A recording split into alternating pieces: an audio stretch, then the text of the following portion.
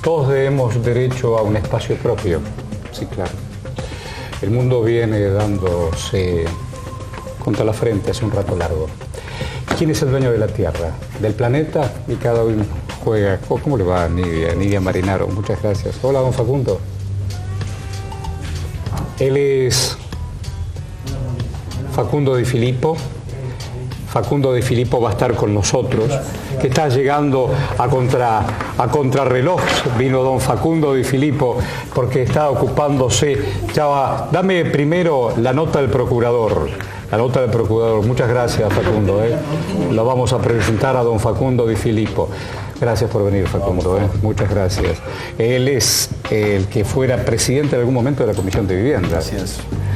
Ambos me van a ayudar a pensar de quién es la tierra, qué es lo público y lo privado. Pero primero vamos al Procurador General porteño, que es Conte Gran. En las últimas horas, Conte dijo: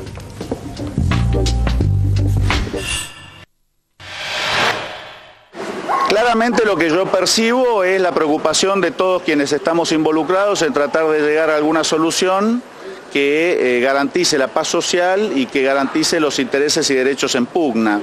Los defensores de las partes y también, por supuesto, el Ministerio Público Fiscal y esta Procuración, en cabeza mía, coincidimos en esta preocupación y lo que estamos tratando es de que por intervención de la justicia se pueda lograr una restitución del inmueble en forma pacífica para luego avanzar en el cumplimiento de una serie de pasos que hay que dar para hacer efectiva aquella ley de urbanización de la villa y sus zonas colindantes.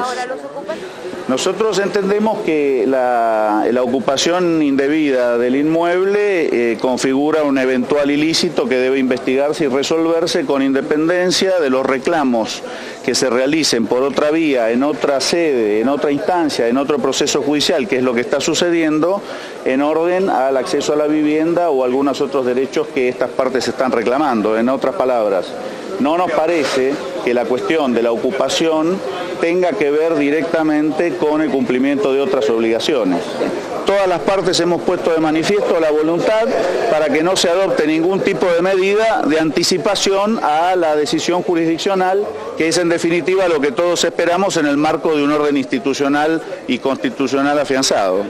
Las viviendas, como así también cualquier otra asistencia que las partes puedan requerir, se tramita en el ámbito del Gobierno de la Ciudad de Buenos Aires en distintas áreas según las características. La Fiscalía insiste en el allanamiento y desalojo del predio, lo mismo solicita el Gobierno de la Ciudad de Buenos Aires expresamente, están solicitando el desalojo del predio. Por suerte, la Defensoría Oficial solicitó que continúe la vía del diálogo, que además hay otras causas en donde se están debatiendo temas como por ejemplo la propiedad de la tierra. No está claro y no está acreditado en esta causa quién es el propietario de esas tierras. Esto se está discutiendo en otra causa, se está discutiendo el cumplimiento de la función de esas tierras, el incumplimiento en realidad de la ley 1770, que establece que el Gobierno de la Ciudad de Buenos Aires tiene que sanear el terreno y construir viviendas, y por lo tanto la Defensoría Oficial propuso y le pidió al juez que remita la causa al juzgado número 4, Contencioso Administrativo de la Ciudad de Buenos Aires, porque es ahí donde se están entendiendo estos temas y cualquier decisión de la justicia en esta instancia podría afectar esas causas. Y que además no está acreditado, si se pide una restitución del inmueble, primero hay que acreditar de quién es el inmueble. Por otro lado, la asesoría tutelar solicitó que se garanticen los derechos de los niños que están en el predio. Eso es muy importante. Solicitó que se les provea de agua, alimentos y atención sanitaria de manera inmediata. Y por supuesto que se garantice el derecho a la vivienda de todos esos niños. A ver, vamos a pensar en voz alta. Usted nos está viendo en todo el país. Esto es un terreno. Sí. En este terreno ahí está construida un barrio con lo que puede. Y acá queda un espacio libre, entre comillas. ¿Esta tierra de quién es? Bueno, en el caso específico de que estamos hablando ahora, de que hablábamos en el informe, pertenece al Estado, ¿no? Al Estado de la Ciudad de Buenos Aires. Al Estado de la Ciudad de Buenos Aires. Claro. Las casas que están construidas hoy, con su precariedad, pero esas casas con esas familias, ¿tienen título? No, no tienen título. En Villa 20 no lo tienen. El Estado, en este caso el Estado de la Ciudad de Buenos Aires, debiera darle un título. Claro. Debiera empezar a cumplir la ley 1770, que es una ley aprobada por la legislatura. Ley. Sí, una ley, una obligación del Estado. Estamos en el 14, ¿esa ley cuándo se...? 2005. ¿Y por qué en 9 años más allá del tironeo político no se le da el título a quienes corresponden? Porque primero no se urbanizó, no se cumplió con la ley. No se urbanizó. Entonces, ese otro espacio era para urbanizar. Es decir, pavimento, vereda, alumbrado. Edificios. ¿Y por qué lo escrito no se cumple? ¿Qué pasa con el gobierno de Macri? En esta era macrista no se cumple con la Constitución de la Ciudad de Buenos Aires, que garantiza, y leyes que garantizan el derecho a la vivienda. Y fundamentalmente urbanizar. ¿Qué significa urbanizar? Exactamente. Significa no solo los servicios como redes, agua, desagüe y luz, sino también el título, la propiedad de la tierra. El título de propiedad. Porque en realidad las familias no necesitan, todos vemos cómo Retiro se construye, como las villas en Retiro se construyen, no necesitan plata para comprar materiales porque consiguen, de hecho levantan sus casas, ¿no? Lo que no tienen es la seguridad jurídica, la tenencia. Pero mañana viene una máquina y le pasa por encima. Exactamente. Ese es el primer, digamos, la primera cadena que pueden comenzar a hacer un proyecto consistente de urbanización en villas. Usted fue presidente de la Comisión de Vivienda. Sí. ¿Qué se discutía? Bueno, lamentablemente la agenda política de la ciudad está bastante ajeno al problema habitacional que existe en la ciudad. Había una ley que contemplaba la emergencia habitacional que después fue derogada por esta gestión, la gestión del PRO, como intentando no reconocer en papeles lo que existe en la realidad, que hay un enorme problema habitacional, no solamente de sectores populares en la ciudad, sino también de clase media. Claro, pero específicamente en las villas han empezado con un sistema de desguace, primero desarmando el Instituto de Vivienda de la ciudad, transfiriendo algunas competencias a órganos menores, sin poder articular la política, desfinanciando la política, porque año a año se ha achicado proporcionalmente lo que corresponde al presupuesto general. Eso implica menos inversión, eso implica abandono y eso implica las consecuencias que estamos teniendo. Es importante marcar que la Villa 20 está enfrente del Parque Indoamericano. Muchas de las familias que hoy están tomando el predio fueron a tomar el Parque Indoamericano. La necesidad de vivienda es enorme. Ahí hubo un compromiso cuando se levantó esa toma de $1 y $1 entre el gobierno nacional y el gobierno de la ciudad, que nunca se cumplimentó. ¿Se pusieron de acuerdo en aquel momento? Sí. En aquel momento se pusieron de acuerdo para desalojarlo y se habían comprometido a las dos gestiones de construir las 4.000 viviendas para las 4.000 familias que habían usurpado el predio, que nunca se construyeron. En la actualidad sigue pendiente la urbanización de la Villa 20. Ese terreno estaba sobre un cementerio de autos, el terreno está contaminado. ¿El terreno está contaminado? Está contaminado. Se comprobó que los chicos de las manzanas más pegadas a ese predio tienen altísimo nivel de plomo en sangre. Por lo tanto, ahí es una locura que se pueda construir en la situación actual. Por eso es una situación difícil, porque por un lado los vecinos tienen todo el derecho de tomar lo que les propio, porque hay una ley que indica que eso tiene que ser un proceso de urbanización. Hay una ausencia por parte del Estado de la ciudad. Hubo planes también de la CUMAR, hubo licitaciones de la CUMAR, porque eso está dentro de la proyección de lo que es la renovación de la cuenca Matarse de Rachuelo.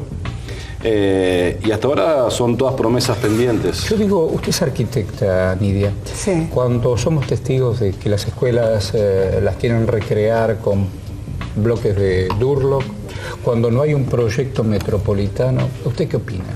Que estamos en presencia de un proyecto de ciudad, un proyecto que tiende a una renovación urbana que busca expulsar, un recambio, expulsar a, de alguna manera, elitizar o gentrificar en inglés, gentrificar los barrios de la ciudad de Buenos Aires, expulsando al habitante histórico, expulsar a la gente de las villas, porque son terrenos que devienen apetecibles, siempre son, y por eso... Bueno, fíjense ustedes lo que iba a pasar en el espacio del Guido Hispano. Claro. que por la rápida reacción y reflejo lograron rescatarlo. Ya estábamos todos firmados para levantar un edificio. Exactamente. Estamos en presencia de una política que busca la renovación urbana, generar una ciudad distinta, ¿no? Lo que se está buscando es una ciudad para pocos. Negocio, una ciudad para pocos, una ciudad donde se tenga que pagar la salud, la educación, la vivienda muy cara, porque tampoco hay un banco de viviendas en la ciudad de Buenos Aires. Tampoco hay una política, digamos, no se regula en los inmuebles ociosos, es decir, se configura un estado, una situación de indefensión y se está incumpliendo, eso es algo muy sustantivo, porque esta gestión incumple artículos y derechos que están garantizados. Pero digo, acá hay una carta fuerte y la que usted decía, Filipo, que son las leyes. No se puede ir contra las leyes. Hablan todo el tiempo de la gente, gestionamos para qué gente, como si en esta desclasificación unos sí, otros no, este sí, este no. ¿Cómo es eso? Bueno, más marcadamente en este tipo de sectores políticos que hacen una bandera del republicanismo, ¿no? y que no cumplan la normativa vigente es alarmante. Usted estos días estuvo ahí en el... Sí, estuve todos estos días. ¿Y qué dicen los vecinos? Más allá de la entrevista. Los vecinos están cansados. Los vecinos están cansados. La gente necesita un techo. Yo escuchaba hoy uno, dice, 3 generaciones ya somos. Claro. 3 generaciones del mismo espacio. Y una forma que tiene este Estado, el gobierno de la ciudad, de responder, una mesa de diálogo que se había comprometido a hacer cuando sucedió aquello del indoamericano, a gestionar una mesa de diálogo entre nación, ciudad y los vecinos, dispersó, atomizó la gestión de gobierno dentro de con diferentes oficinas dentro de lo que es la estructura ejecutiva del gobierno de la ciudad. Entonces los vecinos tienen, en un lugar se tramita tal cosa, en un lugar se decide otra cosa, entonces hay... Los quiebran, claro. Los quiebran, exactamente. Entonces no hay realmente un diálogo. Me interesa mucho lo que dice cada uno de ellos, desde dónde lo expresan, más allá de su rabia y de su impotencia. Estaba recordando hasta una película blanco y negro de Vittorio De Sica, que es Milagro en Milán. Milagro en Milán. Aquellos, los desposeídos, los que no tienen nada y hacen pie. Es un terreno que les es propio. Es esta clase. Sí, se configura esta situación particular. La verdad que la ciudad se está convirtiendo, como bien decía Lidia, en una ciudad elitista. La gestión del PRO vino a hacer una gran cantidad de negocios inmobiliarios. Lamentablemente en algunas ocasiones se han encontrado algunos socios. Pero la situación real es que hay un proceso de expulsión de los sectores más empobrecidos de la ciudad. Eso es lo que ella denominaba gentrificación. Hay todo un concepto de organizaciones que luchamos por el derecho a la ciudad, para que la ciudad lo habitemos todas y todas. Y por lo tanto, esa es parte de la discusión de lo que se vivía hoy. Las familias están muy cansadas, están cansadas del engaño del Estado. Aparecen solamente cuando necesitan votos y después no vuelven a aparecer por allí. Y vuelvo a repetirte, el caso puntual de la Villa 20, que es la única villa que tenía un banco de tierras para poder urbanizar, porque el resto de las villas no tiene un banco de tierra pegado al asentamiento. Este lo tenía. Y hay una ley de 2005. Y hay una causa judicial desde 2006 que obligaba a retirar el cementerio de autos, limpiar la tierra, y urbanizar. Que los niños tienen esa contaminación de plomo. Claro, y hay un elemento que también me parece interesante subrayar, ¿no? Que este proceso y este modelo de ciudad no solamente hoy excluye a la gente de las villas, pero esta exclusión puede avanzar, digamos, hacia sectores medios. Sí, claro. Porque nosotros... los sectores medios estamos siempre sujetos y somos muy vulnerables en todo este proceso, ¿no? Así es. Los terrenos, las casas aumentan mucho, los servicios, de pronto una señora que vive en San Telmo y que históricamente vivió en ese barrio se encuentra con que la verdulería, los negocios ya no están, tienen negocios de firmas, de marcas, tiene que mudarse, vender, y ella vivió ahí, eligió vivir ahí, toda su familia. Todo este proceso de recambio es muy importante y nosotros somos de alguna manera los custodios de esta ciudad, ¿no? Es doloroso y quiero agradecerle que alguien decida por vos. Sobre todo cuando vos diste lo mejor, no solamente una BL o un impuesto, cuando vos das todo, porque vos decidís por vos y tu familia. Claro, y además hay una transferencia, Horacio, de los recursos del Estado ¿Cómo? a sectores privados, ¿Cómo? que son los que van, porque cada vez que se hacen obras públicas, el Estado está transfiriendo Todo es negocio. riquezas, ¿no? Que después quedan... Todo es negocio. Todo es negocio. Facundo y Nidia. Gracias, buena vida. Aquí estamos. Juancito, por favor. Vamos a hablar del fútbol internacional porque el Napoli pagó por él 37 millones de euros y lleva 20 goles en 35 partidos. Estamos hablando del delantero argentino Gonzalo Higuaín, que hoy le dio el pase a su equipo a los octavos de final de la Europa League. Vamos a repasar los goles de este cotejo. Gracias. Fue por 3-1 la victoria del equipo italiano, que ahora pasa a los octavos de final de lo que vendría a ser el equivalente a la Copa Sudamericana aquí en nuestro continente. El primer tanto fue de Insigne para el Napoli.